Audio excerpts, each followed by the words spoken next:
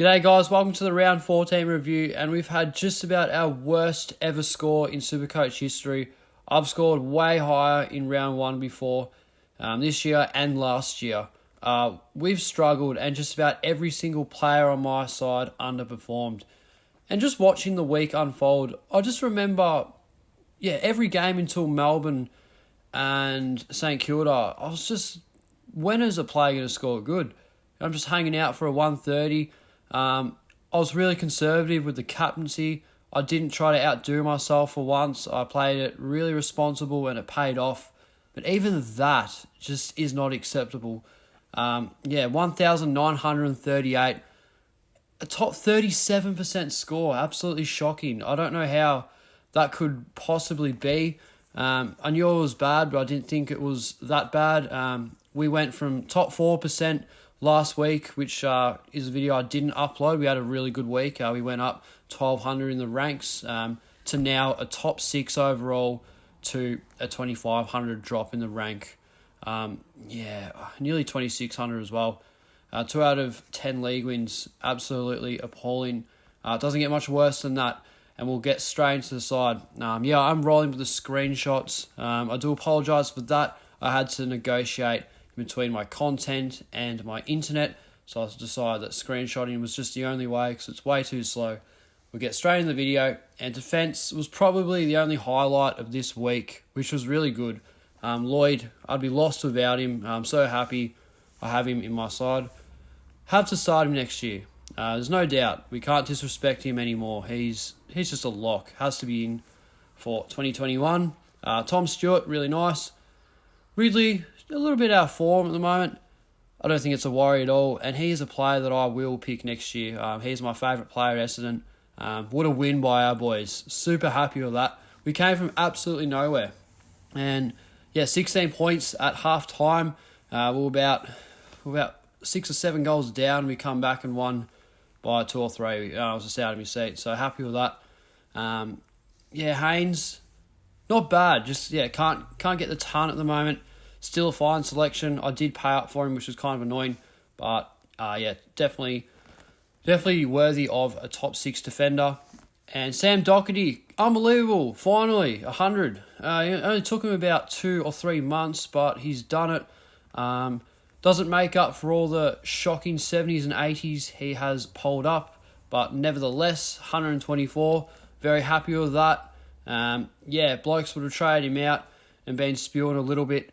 But, that's fine. I think we hold him. Pardon me. William Day, really nice.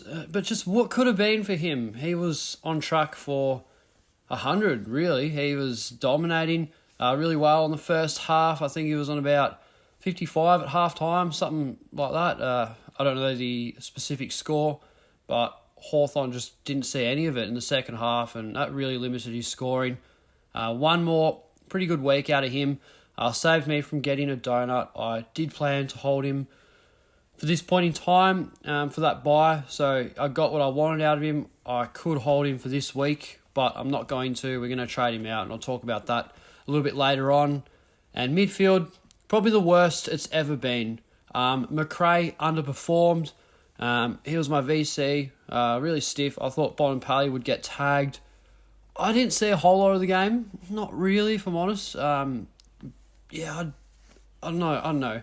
I think he just has a tendency for not finding it and finding it. He's not the McRae that we know from the last couple of years.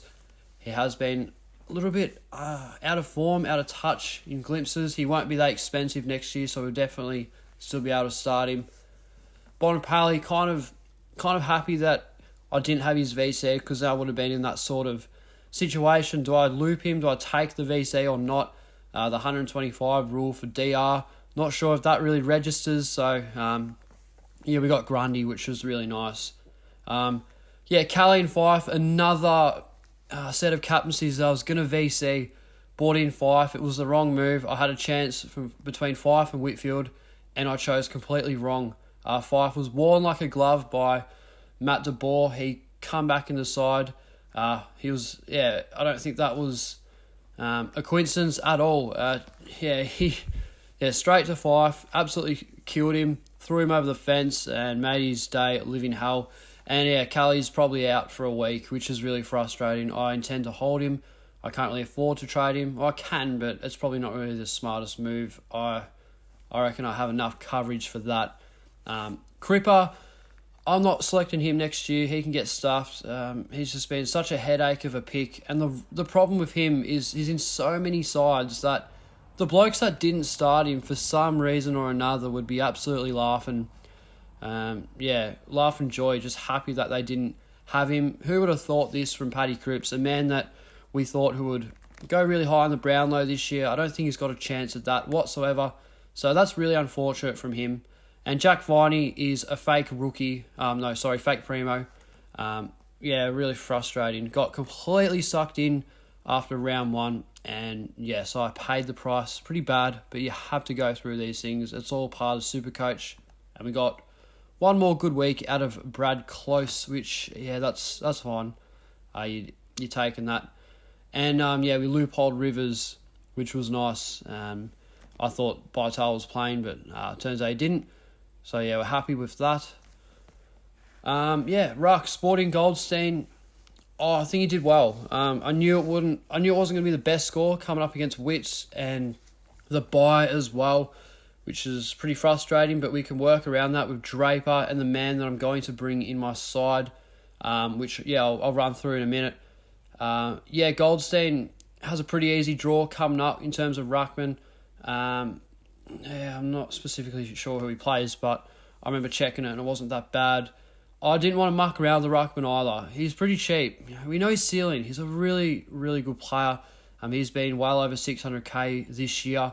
We got him in really cheap, and he's going to be a great player to finish off for the rest of the year. I don't have enough money for Gawn, which is annoying, but we won't have that problem next year because we're going to start him. Doesn't matter how much he is. So, Goldstein will be fine because we've got Draper to come in for him. And forward line, Petrarca, cement bag, unbelievable. He was my first decent score for the week. I got Lloyd there. I forgot about him, who played really well. Played out of his skin, but Petrarca was really good. I thought he was going to score 200. 4 goals, 4 absolute snags. All of them were really good. Didn't see a whole lot of the footy, but played forward and had that impact. Once again, was compared to Dustin Martin, which is very nice. We love that. And Dusty is fine. Ownership's just too good, too high to really worry about him. And Hugh Greenwood was very nice. A great player to select in my side. He's been pretty good. A few bad games here and there. Really finds form. Contested ball winning machine. Tackling machine. He ticks all the boxes. Just needs to clean up his disposal a little bit more, and would be a bit more happy with that. I think he had 23 disposals, 15 contested. If he got a goal or something as well, it would have been really nice. Probably didn't need to get him. Should have got Whitfield instead. I'm gonna keep saying that in every single upload I do. Should have got Whitfield. And Whitfield is a man that I'm 100% starting next year. He's killed me on multiple occasions. Gets a full preseason in. You got to start him. I didn't have him this year, and I've just paid for it. Absolutely paid for it. And because of that, I've got 3 donuts, which is going to be pretty unfortunate here, but that's fine. Basilenka, once again, another underperforming player. And Jai Simpkin, ever since that ankle injury, he has been nothing but disappointing. So, you can see how frustrating it is for me this week. It just, nothing went right. Not really. Got the captaincy right, and it wasn't even that good. 127. It's fine. And, we'll finish off Riccardi. Really good. We need that rookie coverage to support the side. We will finish it, but very slowly. We have to rely on Draper to play a couple of games. So we can downgrade him. So the trades for this week, we are trading out Will Day. This is the team coming into round 15. So we'll trade out Day for Williams. Now, I'll upload a rookie review and talk a little bit more about Williams, but we're going for him strictly on his DP swing. Really nice there. What we're going to do with him is when we trade out Draper, we're going to flip Williams as R3, which will be fine. He'll play a few games here and there. Job security will be pretty ordinary. And then we'll flip Rivers in the back line and do one more upgrade in the midfield. And then, we'll get Dustin Martin back in the forward line, just sort of work it like that. They're my plans coming into the next few weeks. And what was the other trade? Yeah, we bought in Walters. And we got rid of Brad Close, which is pretty straightforward. Michael Walters, really cheap, high ceiling, and very easy draw coming up. I'm pretty sure the Dockers will be right to finish off the rest of the year. Looking for a little bit of value. I do want Whitfield, but I'm not willing to pay up for him. As you can see there, the remaining salary, $6,500 isn't really a whole lot of coin, so we've got to be a bit more conservative. We've got 3 trades left, and I plan on finishing the team with 2, which leaves us with 1 emergency trade. So we're going to sort of leave it like that. Hopefully we do respond. My theory is a little bit of a glass half full aspect, and that is the side was so bad that all my players are going to want to respond and have good scores. But I'm dreaming a little bit there. We'll see how we go. And that's just about it for the video.